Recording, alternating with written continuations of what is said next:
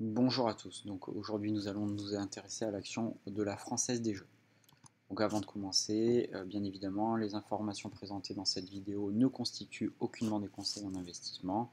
Celles-ci sont purement à but éducatif. Je ne suis pas un conseiller financier, mais un simple amateur. Et en plus, je suis à titre personnel actionnaire de la FDJ, donc les infos présentées sont exposées à un biais supplémentaire, bien évidemment. Donc nous allons analyser l'entreprise selon la même trame. Donc on va présenter l'entreprise et le business de cette entreprise. Nous allons réaliser une analyse fondamentale. On va se pencher sur la concurrence, les perspectives d'entreprise, une petite note d'analyse technique et enfin la conclusion. Donc nous allons voir l'entreprise. Donc il s'agit d'une entreprise française qui est éligible au PEA, qui a actuellement une capitalisation d'un peu plus de 9 milliards d'euros, ce qui fait d'elle une mid-cap.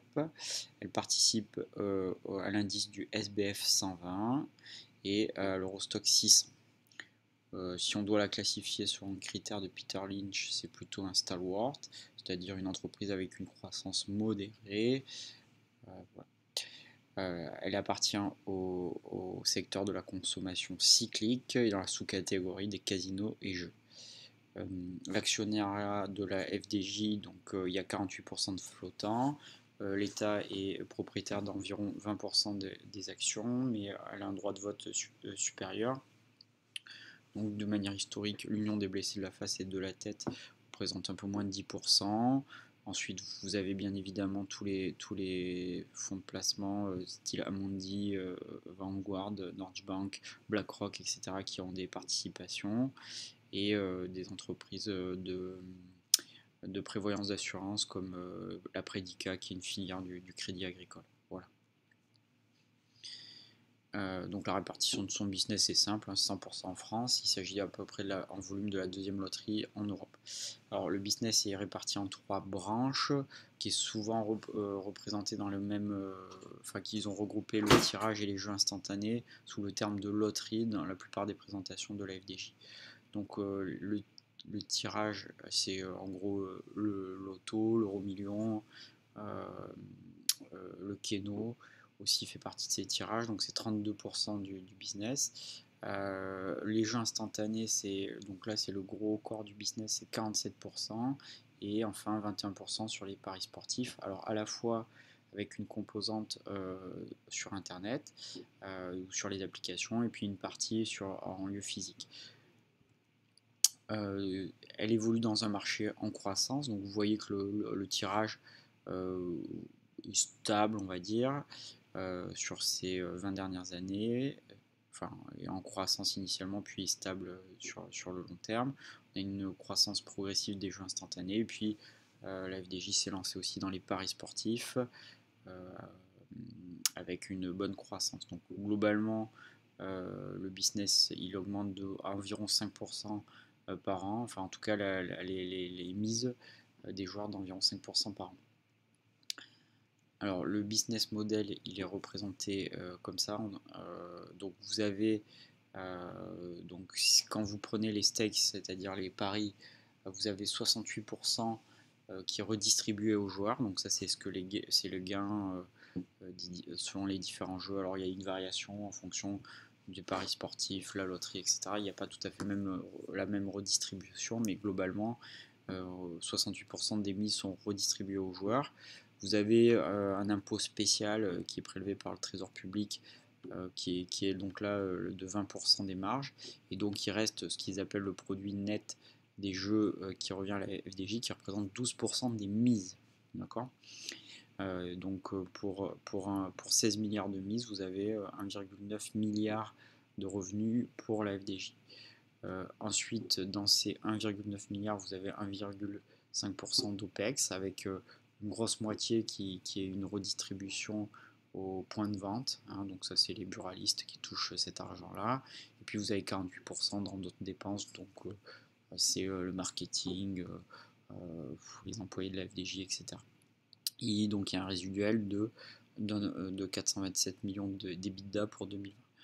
Donc ce qu'on voit, donc ça c'est un petit peu comme on s'est réparti. Ce que vous voyez aussi, et ça c'est intéressant, c'est que une fois que vous partez de l'EBITDA, vous avez un peu plus de 80% qui se convertit en free cash flow, donc une part importante de conversion en free cash flow. Là c'est même 91% en fait en 2020, c'était 80% en 2019. Il y a une politique aussi, mais on verra ça plus tard, généreuse de dividendes avec 80% des revenus nets. Voilà, il reste effectivement une poche de cash d'un peu plus d'un demi-milliard d'euros. C'est une entreprise qui a été impactée par la pandémie, puisque bien évidemment il n'y a pas eu de paris sportifs avec l'arrêt des compétitions sportives en 2020.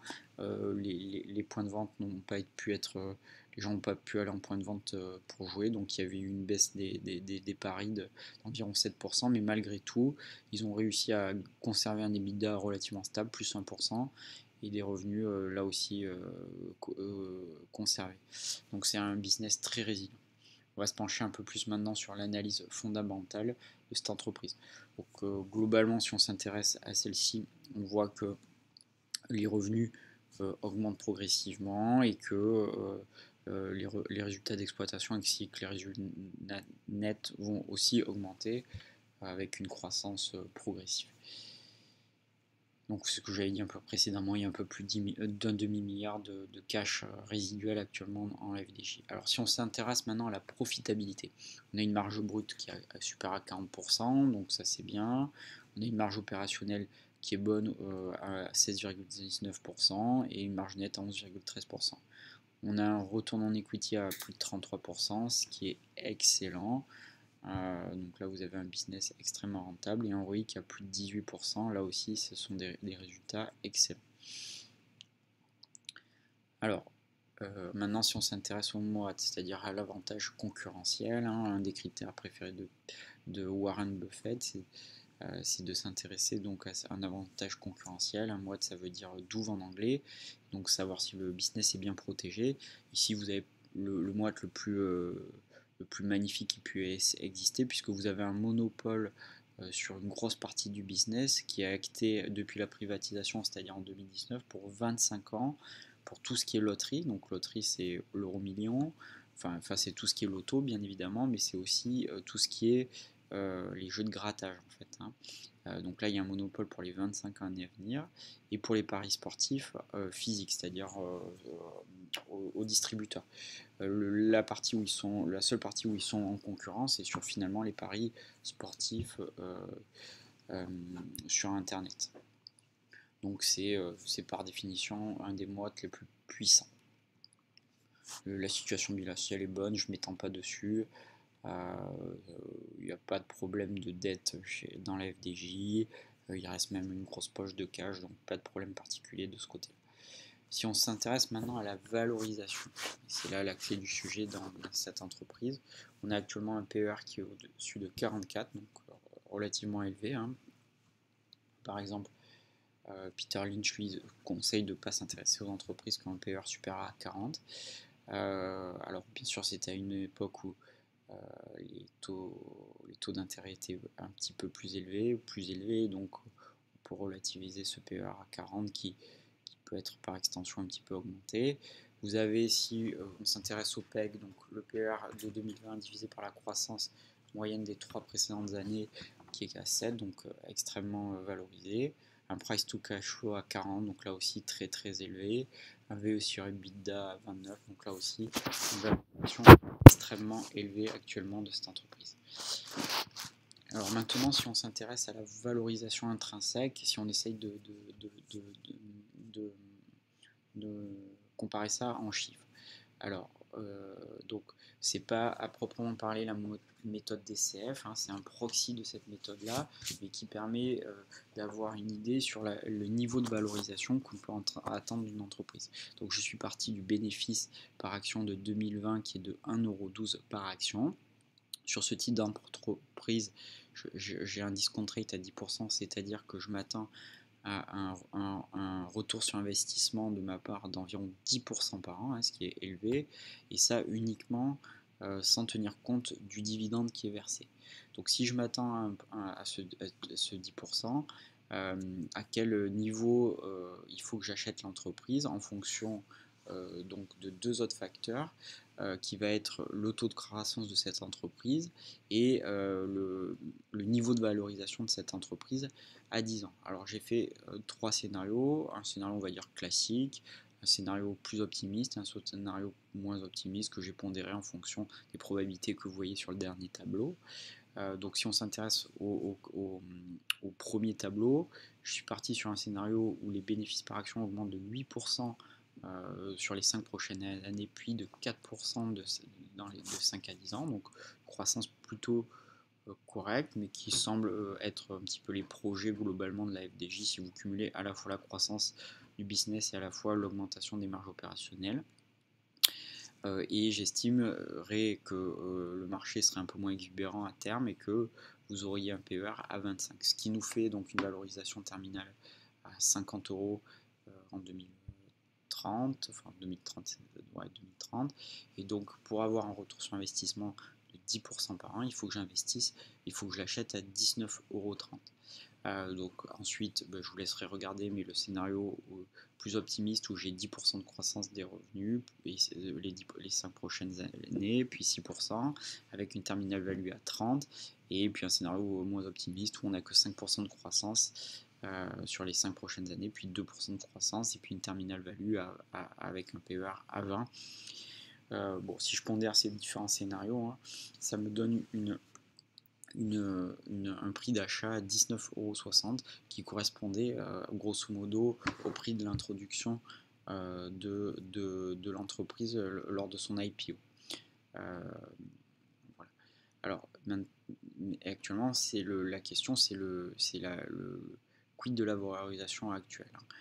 Donc moi je vous ai donc si on part sur la valorisation actuelle qui est autour de, allez, on va dire 47 euros, qu'est-ce que ça veut dire comme scénario si je veux atteindre un rendement un retour d'investissement de 10% par an, là une fois de plus sans tenir compte des dividendes. Donc ça voudrait dire qu'il faudrait que pour les 5 prochaines années, le bénéfice par action augmente de 15%, donc c'est un très optimiste, puis 10% dans les 5 années suivantes, avec un PER terminal à 35. Et là, ça justifierait l'achat de l'action au prix actuel du marché. Ce qui me semble, pour ma part, beaucoup trop optimiste. Donc, je vous ai mis ensuite ce que moi j'ai fait. Alors, j'ai participé à l'IPO de la FDJ. Donc, je les ai achetés à 19,50 €. Enfin, je ne me rappelle plus exactement le prix, mais dans ces eaux-là. Et j'ai bénéficié, puisque j'ai gardé 18 mois, d'une action gratuite pour 10 actions achetées. Donc, je me retrouve avec un PRU actuel à 17,76 € et donc une plus-value latente de 160%. Donc la question c'est que la valorisation actuelle, c'est mon scénario on va dire classique à 10 ans, donc on peut dire qu'actuellement j'ai obtenu l'objectif que je voulais à 10 ans. Donc la question c'est qu'est-ce que vous feriez à ma place? Est-ce que vous vendriez? Est-ce que vous allégeriez? Est-ce que vous conserveriez? Ce qui est vrai c'est qu'actuellement avec mon PRU actuel, j'ai un rendement actuel à plus de 5%. Mais la plus-value que ça représente actuellement, c'est plus de 30 ans de dividendes à venir si on part du principe que le dividende ne grossira pas, ce qui n'est pas le cas puisque le dividende est amené à grossir parallèlement à son business, on le verra un petit peu plus tard. Voilà, donc la question c'est, laissez-le moi en commentaire, que feriez-vous à ma place, ou si vous êtes dans la même situation, qu'avez-vous fait? Donc concernant la rétribution des actionnaires, vous avez un rendement actuel sur le prix de l'action qui est à 1,89 €, un PAE ratio à 80% très élevé, mais qui est une politique affichée de l'entreprise, qui va distribuer, quel que soit son revenu, 80% des revenus. C'est pas une aristocrate actuellement puisqu'elle a été introduite maintenant qu'un peu plus de 18 mois, donc c'est trop tôt pour la classifier comme telle. Et puis je l'ai appris en faisant le topo, il y a un projet de rachat d'actions de 190 000 actions sur les 3 années à venir, qui a été voté au dernier semestre, soit à environ 1% du capital de l'entreprise. C'est toujours ça à prendre. Donc une politique extrêmement généreuse de l'entreprise pour ses actionnaires. Alors maintenant, si on s'intéresse à la concurrence, alors concurrence qui n'est pas réelle, puisque vous avez un monopole d'État sur le cœur de son business, mais c'est si on s'intéresse à des entreprises équivalentes, grosso modo, dans son secteur qui opèrent sur d'autres territoires. Quels sont les niveaux de valorisation? Alors j'ai pris 3 entreprises, il y en a d'autres, j'ai volontairement exclu les entreprises de jeux américaines qui sont cotées, car la plupart du temps elles ont des casinos, et donc elles ont été exposées à la crise du Covid, et donc il y avait un biais. Donc je me suis intéressé à Kindred Group, hein, c'est une entreprise suédoise qui fait des paris sportifs sur internet, hein. La marque française qu'on connaît, c'est Unibet. Elle a aussi un business de casino sur internet qui est pas autorisé en France. Et puis vous avez la plus grosse entreprise européenne qui est Flutter Entertainment, qui est une entreprise irlandaise, alors qui a un business qui se rapproche assez de la FDJ, mais sans le caractère de monopole d'État, avec à la fois du pari sportif, à la fois de la loterie. Voilà. Donc si on s'intéresse aux capitalisations, on voit que la FDJ est d'environ 10 milliards, Flutter Entertainment est beaucoup plus gros, 3 fois plus gros environ. Voilà. Alors ce qu'on voit, c'est que le PR de la FDJ, donc il est élevé à 44. Celui de Kindred Group est étonnamment très très bas en vue de la viabilité de son business, qui est uniquement à 11,45. Et Flutter Entertainment, alors je ne connais pas le détail de cette entreprise, mais on voit qu'elle est actuellement en pleine crise, hein. Vous avez un PR à 454, pas parce qu'elle est très chèrement valorisée, mais parce qu'en fait ses résultats ont été fortement impactés, donc mécaniquement ses ratios sont extrêmement élevés. Je ne sais pas quelle est la crise actuellement dans cette entreprise, mais du coup de sa valorisation paraît totalement délirante, hein, avec un VE sur EBITDA 100. Mais ce qu'on voit, c'est que sa croissance du bénéfice sur les 5 dernières années est de moins 51%, donc un business très très très fortement impacté. Une marge nette qui est quasiment proche du zéro, hein, à 0,86%. Bon, une entreprise que je mettrai de côté, il faut se pencher plus sur son business, mais on en voit que c'est une entreprise qui est en crise. Si on compare plutôt à Kindred Group, donc plutôt sur la partie paris sportif sur internet, alors elle n'a pas de moite à proprement parler, hein, puisqu'elle s'est exposée aux concurrences des différents acteurs, et notamment en France sur ce parion sport de la FDJ. Donc on voit qu'elle aussi elle a une marge opérationnelle qui est supérieure, hein, même qui est à 20% contre 16,19% pour la FDJ, un retour on equity qui est aussi excellent, croissance du bénéfice qui est aussi excellent à 12% contre 5% pour la FDJ. Alors pour la FDJ, je pense que c'est les 3 dernières années, pas 5 dernières années, puisque l'entreprise est un petit peu plus récente, les données sont moins anciennes. Voilà. Et il y a un endettement qui est plus faible. Donc finalement, la FDJ qui est chèrement valorisée par rapport à une entreprise comme Kindred Group qui est beaucoup plus rentable, mais qui est pas à proprement comparable, une fois de plus, parce que la FDJ possède un moat totalement absolu de monopole d'État pour les 25 prochaines années. Et donc il n'y a pas de comparaison à ma connaissance valable pour une entreprise cotée comme ça.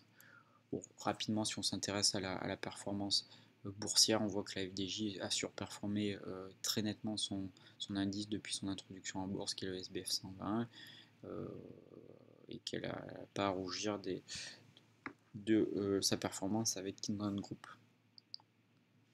Alors maintenant, si on s'intéresse aux perspectives de l'entreprise, alors là j'ai repris donc les slides de la boîte, donc pour vous donner les grandes lignes en tout cas de sa politique dans les années à venir. Donc elle veut bien sûr consolider la croissance de la loterie par la numérisation.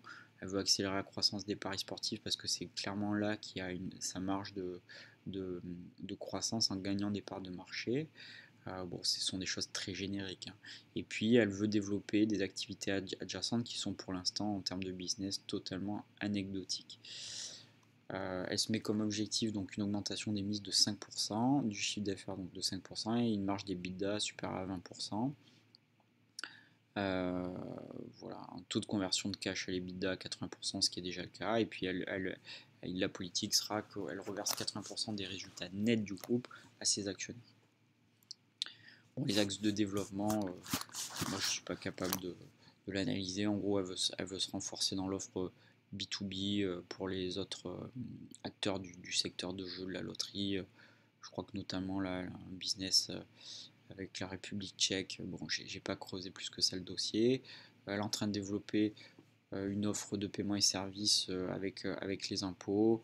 Donc l'idée c'est de pouvoir payer les impôts, je pense des douilles, et puis il y avait un projet aussi de payer par exemple sa facture d'électricité, etc. Bon, bref, ils sont en train de se lancer dans ce genre de choses. Pour l'instant, c'est totalement anecdotique. À voir dans le futur si ça se développe, si c'est intéressant et si ça représente une part significative de leur business. Bon, voilà. Bon, une note d'analyse technique. Donc, en chandelier japonais en reproduction quotidienne, on voit que depuis la chute du, du mois de mars 2020, elle est dans un canal haussier, donc extrêmement fiable, qu'elle suit bien. Euh, donc voilà, rien de plus à dire. J'ai tracé une ligne de support à 32,5 € à la hache, parce que c'est un point qu'elle a touché à plusieurs reprises. On pourrait imaginer que si elle cassait son couloir de croissance, ce qui n'est pas impossible au niveau de valorisation actuelle, elle pourrait aller retoucher ce type de zone de résistance. Alors, en conclusion, maintenant, alors ça c'est la petite diapo pour se rappeler que malgré cette brillante analyse, je ne suis pas le nouveau Warren Buffett de Limoges, donc j'essaye de garder les pieds sur terre et je liste des conseils de base des grands investisseurs. Donc, est-ce que je comprends le business model? Globalement, oui. Hein, ils vendent des jeux à gratter, j'arrive à comprendre à peu près où ils font leur marge. Est-ce que le business sera toujours là dans 20 ans? Ouais, et il sera même là dans 25 ans puisqu'il y aura un, un monopole d'État d'ici là. Enfin, un monopole d'État, un monopole de cette entreprise privatisée par l'État en tout cas.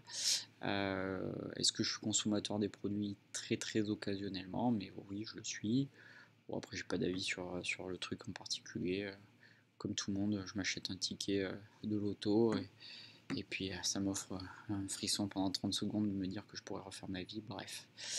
Est-ce que j'ai passé plus de temps à analyser cette entreprise que sur l'achat de mon prochain frigo? Bah oui. Est-ce que c'est un marché qui va se faire disrupter? Bah pas forcément. Hein. On voit que malgré les paris sportifs, etc., la loterie, les jeux à gratter gardent leur public. On ne va pas révolutionner ça, même s'il y aura une numérisation. De toute façon, pour les 25 ans à venir, le business est protégé. Donc on vient, est-ce qu'il y a un moite? Ouais, c'est un moite le plus absolu possible. Est-ce qu'il y a de la croissance? Oui, il y a une croissance. Alors pas une croissance forcément à deux chiffres, mais une croissance euh, supérieure à 5%, stable dans le temps, forte et résiliente, même en période de crise. Est-ce que c'est un potentiel debugger? Ben, je ne pense pas, sauf si elle s'étend à l'international, mais pas actuellement. Je ne vois pas une FDJ qui pèserait 90 milliards dans l'indice actuel, mais c'est pas forcément le but. Hein. Donc voilà. Alors, en conclusion, si on voit les pour de l'entreprise, donc c'est un mot absolu, on l'a dit à plusieurs reprises, les fondamentaux sont excellents. Il s'agit d'une entreprise défensive qui délivre du cash, quel que soit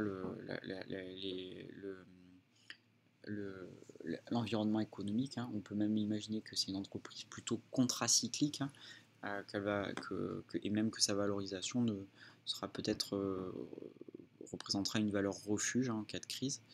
La croissance est correcte. Il y aura une croissance donc parallèle du dividende. Et donc, c'est un modèle d'action que ne déteste pas Warren Buffett, donc ce modèle d'action-obligation, c'est-à-dire une action qui délivre un dividende régulier, même si c'est pas un fan du dividende, hein, Warren Buffett, mais en tout cas, ce modèle d'entreprise qui va délivrer un modèle de dividende croissant dans le temps, qui permet, si vous l'achetez au bon moment, d'avoir un rendement assez élevé qui va croître dans le temps. Donc moi, actuellement, mon rendement sur PRU il est à 5%, et j'espère que si je conserve l'action, elle va progressivement augmenter, me donner un rendement de 7-8%, pourquoi pas un jour 10%, ce qui en fera un rendement excellent avec à la fois protection du capital important.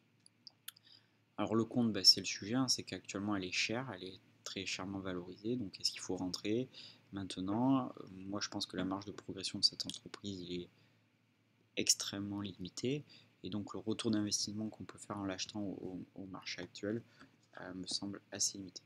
Et puis bien sûr la seule menace qu'a cette entreprise, c'est un changement du paradigme et donc de la réglementation. Alors l'actualité de cette semaine, c'est que la Commission européenne a lancé une enquête sur le versement de la FDJ de 380 millions d'euros lorsqu'il y a eu la privatisation pour conserver pour garder 25 ans son monopole sur les jeux que je vous ai dit, sur les parties de son business que je vous ai dit. Alors, a priori, si j'ai creusé un petit peu le sujet, il n'y aurait pas remise en question de ce monopole, mais plutôt de la commission reversée. Donc, il y aurait peut-être, bon, ça va prendre du temps, hein, mais il y aurait peut-être une revalorisation de cette commission reversée à l'État, donc probablement de manière supérieure, puisque je pense que la Commission européenne trouve que c'est assez peu cher payé. 25 ans de monopole sur ce type de business. Voilà, donc à vous de faire votre propre analyse, hein, c'est pas un conseil d'achat ou de vente de cette entreprise. Dites-moi ce que vous en pensez dans les commentaires. Et, voilà. On finit avec une citation de Warren Buffett. Il est de loin préférable d'acheter une entreprise formidable à un prix équitable qu'une entreprise équitable à un prix exceptionnel. Alors c'est quelque chose de très trivial, mais je crois que c'est la vraie réflexion pour la FDJ, c'est que c'est une entreprise clairement exceptionnelle. Maintenant, la question, c'est pas d'acheter des entreprises exceptionnelles, c'est de les acheter à un bon niveau de valorisation, si on en atteint un retour sur investissement satisfaisant. Et je crois que là, c'est toute la questionnement de cette entreprise. Voilà, si vous avez aimé cette présentation et si vous voulez plus de vidéos, n'hésitez pas à me mettre un like et à me dire ce que vous en pensez dans les commentaires. Merci à vous, au revoir.